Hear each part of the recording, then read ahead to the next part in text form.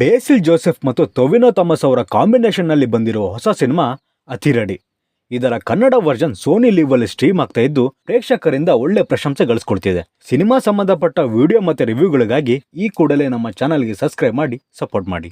ತನ್ನಣ್ಣ ಮಾಡಿರೋ ಒಂದು ತಪ್ಪಿನಿಂದ ನಿಂತಿರುವ ಕಾಲೇಜ್ ಫೆಸ್ಟ್ ನ ಮತ್ತೆ ನಡೆಸಬೇಕು ಅಂತಿರೋ ಸ್ಯಾಮ್ ಕುಟ್ಟಿ, ರೌಡಿಸಂ ಬಿಟ್ಟು ಹಾಡುಗಾರ ಆಗ್ಬೇಕಂತಿರೋ ಕುಟ್ಟನ್, ಇವರ ನಡುವೆ ನಡೆಯುವ ಕಾನ್ಫ್ಲಿಕ್ಟ್ ನ ನಿರ್ದೇಶಕ ಅರುಣ್ ಅನುರುದ್ದೀನ್ ಅವರು ಸೊಗಸಾಗಿ ತೆರೆ ಮೇಲೆ ತಂದಿದ್ದಾರೆ. Whatever attitude, alpha male character ನ ಅಮ್ಮ, ಹೋಗ್ಲಿಕ್ಕೆ ಇಷ್ಟಪಡೋ ಪೊಲೀಸ್, ಸ್ವಾತಿ ಆರ್ ಕೃಷ್ಣಗೆ 2 ಬ್ರೇಕಪ್ ಆಗಿರೋದು, ಅಳುವಲ್ಲ ಶೀತ ಆಗಿರೋದು, ವೈಲಿನ್ ತರ ಕೊಯ್ಯೋ ಲೆಕ್ಚರರ್ 2 ಮಾತಿಗೆ ಭಾಷಣ ಮುಗಿಸೋದು, ಹೀಗೆ ಸಿನಿಮಾದುದ್ದಕ್ಕೂ ನಗುಗೆ ಕೊರತನೇ ಇರಲಿಲ್ಲ. ಆಕ್ಚುಲಿ ಸಿನಿಮಾ ಒಂದು ಎಮೋಷನಲ್ ಸೀನ್ ಇಂದ ಶುರುವಾಗುತ್ತೆ, but Sam Kutty entry scene ಇಂದ ಶುರುವಾಗೋ ಕಾಮಿಡಿ ನಾನ್ ಸ್ಟಾಪ್ ಆಗಿ ಓಡೋಕ್ ಶುರು ಮಾಡುತ್ತೆ. ಮಧ್ಯದಲ್ಲಿ ಸ್ವಲ್ಪ ಬ್ರೇಕ್ ಅಂತ ಬಿದ್ರು ಮತ್ತೆ ಚೇತರಿಸ್ಕೊಂಡು ನಮ್ಮನ್ನ ನಗಿಸೋಕೆ ಶುರು ಮಾಡುತ್ತೆ. ಸಿನಿಮಾ ಕೊನೆಯಲ್ಲಿ ಒಂದು ಎಮೋಷನಲ್ ಟಚ್ ಜೊತೆಗೆ ಮುಕ್ತಾಯ ಆಗುತ್ತೆ. ನಿಮ್ಮ ಕಾಲೇಜ್ನಲ್ಲಿ ನಿಮ್ಮ ಸೀನಿಯರ್ಸ್ ಮಾಡಿರೋ ತಪ್ಪಿಗೆ ಯಾವ್ದಾದ್ರು ಸ್ಟ್ರಿಕ್ಟ್ ರೂಲ್ಸ್ ತಂದಿದ್ರೆ ಅದು ಯಾವುದು ಅಂತ ಕಮೆಂಟ್ ಬಾಕ್ಸ್ ಅಲ್ಲಿ ತಿಳಿಸಿ. ಸ್ಟಾರ್ಟಿಂಗ್ ಅಲ್ಲಿದ್ದ ಕಾಲ್ ತುಳಿತದ ಸೀನ್, ಆರೋಹಣ ಲೋಗೋನ ಎಕ್ಸ್ಪ್ಲೈನ್ ಮಾಡೋ ಸೀನ್, ಅಣ್ಣ ತಮ್ಮನ ಎಮೋಷನಲ್ ಸೀನ್ ಮತ್ತೆ ಕ್ಲೈಮ್ಯಾಕ್ಸ್ ಸೀನ್ ಕಣ್ಣಂಚಲಿ ನೀರ್ ತರಿಸಿದ್ವು. ಸಿನಿಮಾದ ಸ್ಟ್ರಾಂಗೆಸ್ಟ್ ಪಾಯಿಂಟ್ ಅಂದ್ರೆ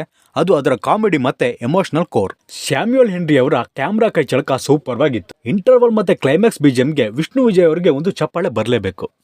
ಸ್ಯಾಮ್ ಕುಟ್ಟಿಯ ಪ್ರಾಜೆಕ್ಟ್ ವರ್ಕ್, ರೋಬೋಟ್ ಮತ್ತೆ ರಾವಣನ ಮುಖಾಮುಖಿ, ಈ ತರದ ಐಡಿಯಾಗಳು ಇಂಪ್ರೆಸಿವ್ ಆಗಿತ್ತು. ಇನ್ನ ಪರ್ಫಾರ್ಮೆನ್ಸ್ ಅಂತ ಬಂದ್ರೆ ಬೇಸಿಲ್ ಜೋಸೆಫ್ ಅವರು ಇಲ್ಲಿ ಹೈಯೆಸ್ಟ್ ಸ್ಕೋರ್ ಅನ್ನು ಮಾಡಿದ್ದಾರೆ. ಅವರ ಕಾಮಿಡಿ ಟೈಮಿಂಗ್, ಎಕ್ಸ್ಪ್ರೆಷನ್, ಕ್ಲೈಮ್ಯಾಕ್ಸ್ ನಲ್ಲಿ ಎಮೋಷನಲ್ ಸೀನ್ ನ ಹ್ಯಾಂಡಲ್ ಮಾಡಿರೋ ರೀತಿ ಸಖತ್ತಾಗಿತ್ತು. ಟೊವಿನೋ ಥಾಮಸ್ ಅವರು ತಮ್ಮ ಪಾತ್ರಕ್ಕೆ ನ್ಯಾಯ ಕೊಟ್ಟಿದ್ದಾರೆ ಅಂತ ಹೇಳ್ಬಹುದು. ಇನ್ನ ವಿನೀತ್ ಶ್ರೀನಿವಾಸನ್ ಅವರು ಇಲ್ಲಿ ಒಳ್ಳೆ ಸ್ಕೋರ್ ಮಾಡಿದ್ದಾರೆ.